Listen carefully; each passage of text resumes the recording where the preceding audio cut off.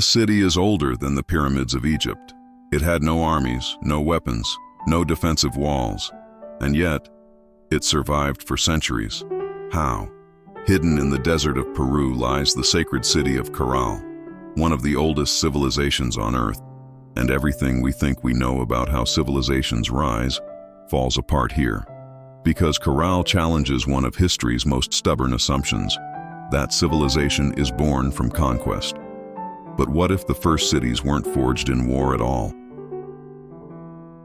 Long before the Great Pyramid of Giza cast its shadow across the Nile, long before Mesopotamian scribes pressed the first laws into clay, a complex urban society was taking shape quietly, independently, along the western coast of South America.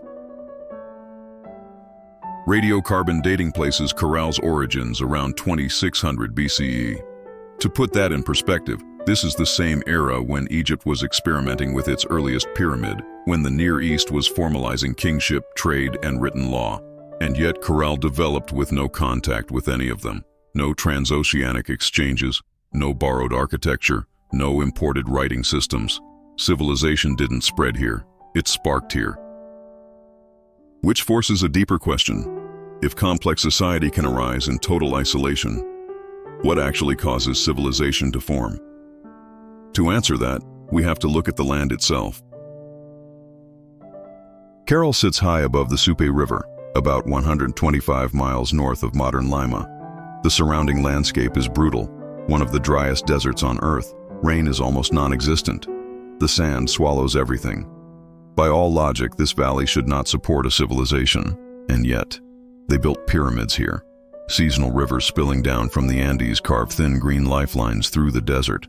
These narrow strips of fertility became the foundation of everything. Water wasn't just important, it was destiny. Agriculture required irrigation, irrigation required planning, planning required leadership and cooperation. This wasn't abundance-driven civilization. This was coordination-driven civilization. The people of Caral learned to harness the river, cultivate beans and squash, and, most importantly, grow cotton, the backbone of their economy. But geography alone doesn't explain pyramids, and it doesn't explain what archaeologists found next. For nearly 4,000 years after its abandonment, around 2000 BCE, Caral slept beneath sand and wind. Pyramids eroded into hills, plazas vanished under sediment, stone walls softened into natural mounds. Generations lived in this valley without ever knowing they were walking on top of a lost civilization. Then, in the late 20th century, excavation began. Led by Peruvian archaeologist Ruth Shady, teams cleared debris and mapped foundations, and the truth emerged. This wasn't a village. It was a city. Massive platform pyramids, sunken circular plazas, residential districts laid out with intention. Then came the radiocarbon tests. The dates were so early that researchers suspected contamination. They weren't. Caral was nearly 5,000 years old. The Americas had produced one of the world's earliest civilizations, and almost no one knew. But the biggest mystery wasn't its age. It was what was missing. Across centuries of occupation, archaeologists found no evidence of warfare at Caral. No defensive walls, no fortified gates, no weapon caches, no burned layers, no mass graves, nothing. That absence is astonishing. Nearly every early complex society shows signs of conflict, fortifications, trauma, weapons production. Caral does not. Instead, the city is built around open ceremonial spaces. 6 massive pyramids dominate the center. Broad staircases descend into circular plazas designed for gathering. This is architecture for assembly, not defense. If hierarchy existed here, it may have been rooted in ritual authority rather than military power, and that changes everything. Because if Caral maintained order without coercion, then cooperation, not conquest, may have been the engine of civilization. But cooperation alone doesn't move thousands of tons of stone. Something else drove these people. To find it, we have to step into their daily lives. Caral's people were farmers, fishers, builders, and artisans. Cotton was their lifeblood. It became fishing nets. the link between inland agriculture and coastal abundance. Fish traveled inland, crops traveled outward. This interdependence created stability. Caral wasn't isolated. It was part of a network now known as the Norte Chico civilization. At least 18 major settlements across neighboring valleys. Shells from distant shores appear inland. Highland materials show up in valley sites. Trade wasn't just economic, it was connective tissue. But the strongest force binding Caral may have been ritual. Archaeologists found bone and cane flutes buried deliberately in plazas, not discarded, but placed. Imagine standing in a sunken plaza as music echoes off stone walls. Hundreds gather, no soldiers, no weapons, just ceremony. Ritual creates identity, identity creates cohesion, cohesion builds cities. Caral's pyramids show multiple construction phases, layers of rebuilding, not replacement. That means stability, continuity, generations returning to the same sacred spaces. The city's layout is intentional. Staircases align with plazas. Platforms overlook gathering areas. Movement through the city feels choreographed. Some researchers propose astronomical alignments, that solstices or seasonal markers shaped the architecture. If true, Caral's civic life wasn't just organized, it was synchronized with the cosmos. Shared calendars, shared ceremonies, shared agricultural rhythms. This is how you maintain unity without armies. But even the most stable systems face forces they cannot control. Around 1800 BCE, the environment shifted.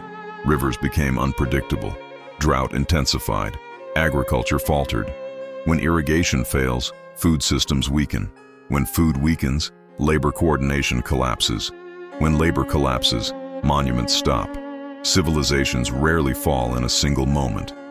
They unravel. Caral didn't burn. It wasn't conquered. It simply faded. Communities dispersed to nearby settlements. The monumental core lost its purpose. The desert reclaimed its plazas, and for millennia, silence returned. Caral forces us to confront a powerful myth. That violence is the foundation of civilization. But here, in one of the world's earliest cities, we see something different. Cooperation, trade, ritual, environmental mastery.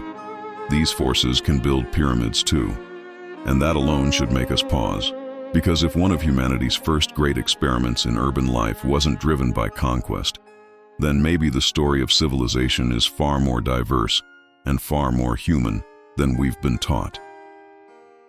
Caral also reminds us that civilization isn't a single story radiating from one birthplace. It's a mosaic, independent experiments in complexity emerging across the world.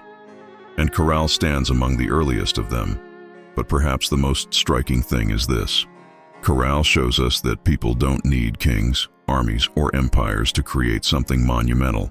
They need shared purpose, shared identity, shared belief in something larger than themselves. In Caral, that something larger wasn't a ruler. It was the community itself. Nearly 5,000 years ago, on a desert terrace above a narrow river valley, people built something extraordinary. Not just pyramids, but systems. Not just plazas, but shared meaning. And they sustained it for centuries, not through force, but through cooperation, ritual, and the rhythms of the land. And for thousands of years, the wind nearly erased it. But the fact that Caral survived it all, that its pyramids still rise from the desert floor, is a reminder that human ingenuity doesn't always shout. Sometimes it whispers. Sometimes it leaves behind quiet traces that only make sense when we step back and see the whole pattern. If Caral could remain hidden for so long, how many other beginnings are still buried, waiting to rewrite our understanding of human history? If Caral changes how we think about civilization, what other forgotten societies should we uncover next?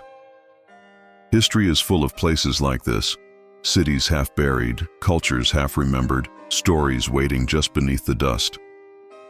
Every time we dig up one of these lost worlds, the timeline shifts, the narrative bends, and the map of human beginnings gets a little more complicated and a lot more interesting.